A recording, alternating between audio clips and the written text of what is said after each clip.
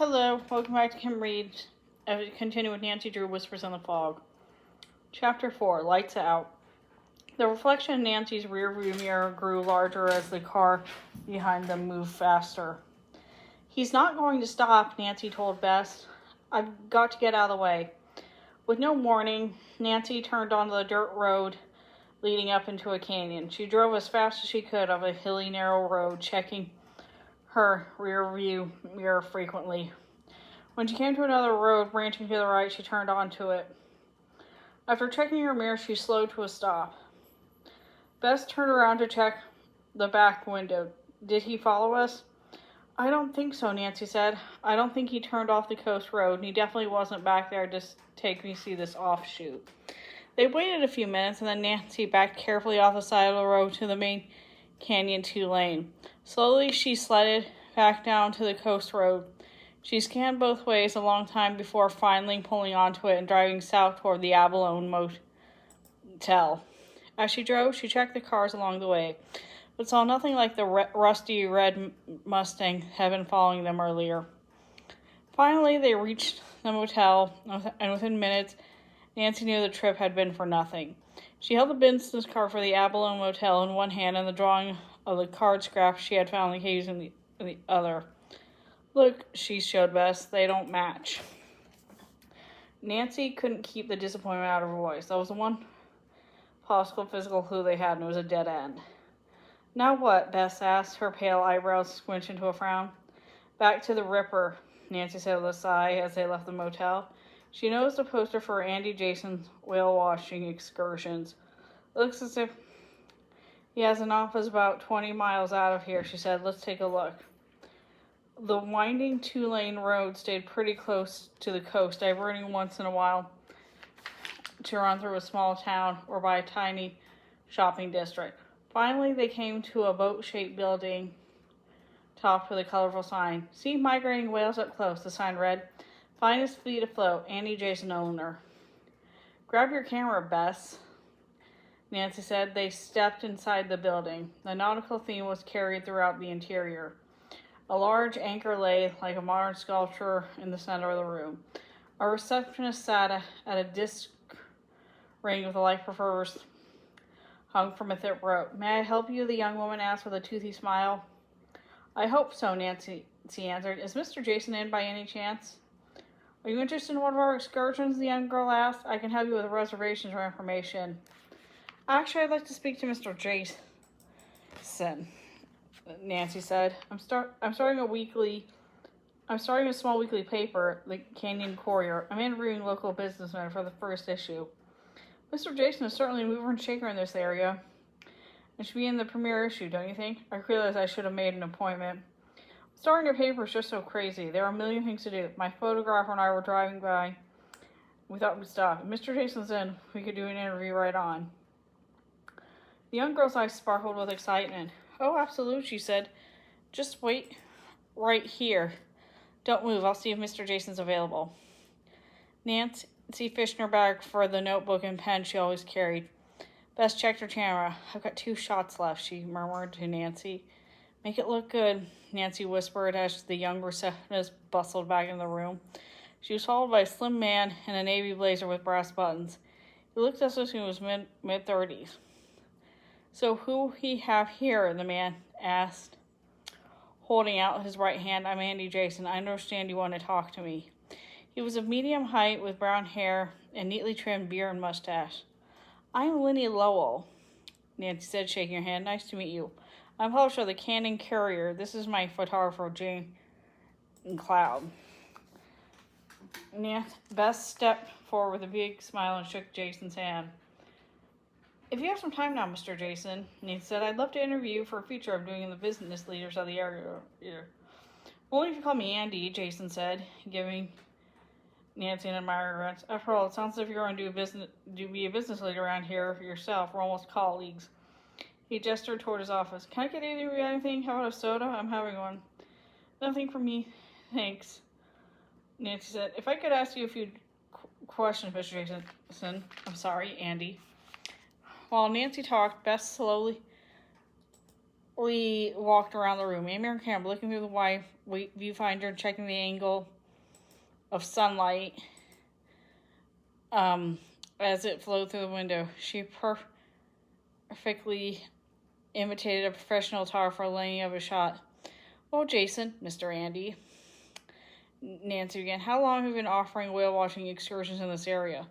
Well, Jason answered Nancy's steady question. She studied him. He seemed open and friendly.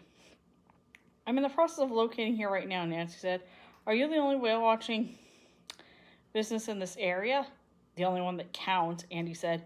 The smile faded, and Nancy noticed a sudden abrupt tone in his voice. So you do have competition, Nancy said, egging him on.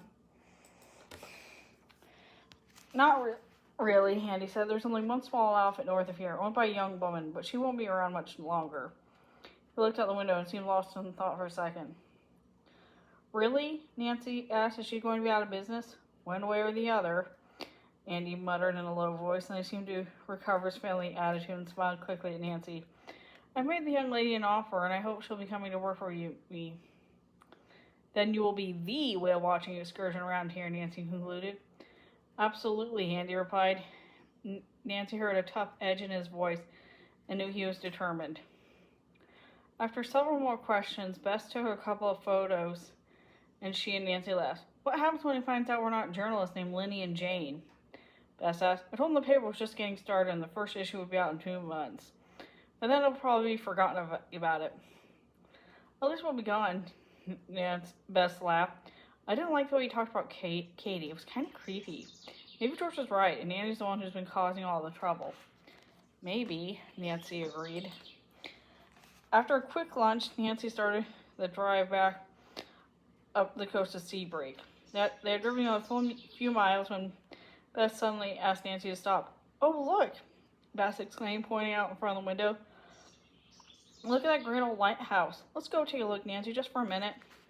Nancy peered down the narrow road leading shore and the long rock jetty with the lighthouse at the end. You can take a few minutes, she said, turning the car. Well, look at that, she added, pointing to a parked car at the bottom of the narrow road. It was the rusty red Mustang. Nancy parked the road and they walked only on a old boardwalk of abandoned shops. She and Bess took a closer look at the Mustang. It was locked and the interior was a mess of papers, ropes, tools, and 3 pairs of boots. Nancy wrote down the license plate number in her notebook. A few other cars were parked there too. Nancy saw a family collecting shells down at the beach. They were about 100 yards away, as far away as the length of a football field. There was no one else in sight. She had hurried to catch up to Bess, who had started over the lighthouse. As Nancy picked up her along the way, the rocks to the end of the long jetty, she felt as though she and Bess were completely alone. They finally arrived at the tall structure, which was in pretty bad shape. The paint was faded and peeling. Part of a metal staircase that would wound around the outside of the house had pulled away and drooped precariously above them. The light was surrounded by a metal fence. Nancy could tell that it had been breached by earlier trespassers. Come on, Bess said. She ducked under a huge yellow sign reading Keep Out, with a large hole in the fence, and out the lighthouse door. All her senses on alert, Nancy followed quickly. The lighthouse door was ajar. The whining scrape of the rust-brown hinge sent a shiver down through her as she pulled it open. She shook it off and stepped into a large round room. It took a minute for Nancy's eyes to adjust to the dim light. What she saw now was one row of windows rolled up in the building, and another at the top. The light from these filtered down to the lighthouse floor through a thick layer of dust. Bess seemed more cautious inside the house. Whoa, she exclaimed, frantically grasping at cobwebs in her hair. I don't know what's ickier, the live things we might run into or the dead thing that's making that awful smell. I think it's rotting seaweed or mold or something, Nancy said. Doesn't look like there's been anyone here for a while. I hope you're right, Bess mumbled. She seemed to hang back, waiting for Nancy to take the lead. Hey, you're the one who wanted to explore, Nancy said. Let's do it. Nancy stepped forward through the piles of newspaper, driftwood, and other debris littering the floor of the lighthouse. Might have spoken too soon, Nancy said, stopping suddenly. What do you mean? Bess asked. She was following so closely she bumped into Nancy. I'm not so sure. Nancy's voice was lowered almost to a whisper. She crouched and looked closely, flashing her penlight around the floor. It looks as if somebody has walked through here. Look, damp splashes about the size of a large foot, like someone tramped through here in wet boots. Really? Bess asked, her voice high. Where do they lead? They sort of start here. They seem to be jumbled, as if someone turned several times and then just stopped here. Nancy pointed to a group of several damp smudges on the old wooden floor. There was a small closet about a foot from the last smudge. A low shuffling sound rustled from under the door. Nancy picked up a piece of driftwood and crept to the closet door. As she neared it, the sound behind the door became louder, more urgent.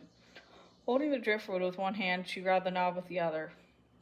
Nancy hesitated a moment, her hand on the knob. Bed stuck close behind her, holding a large rock as she found the lighthouse floor. Raising the driftwood high over her shoulder, Nancy turned the knob and yanked over the open door. And that's the end of that chapter. See you later.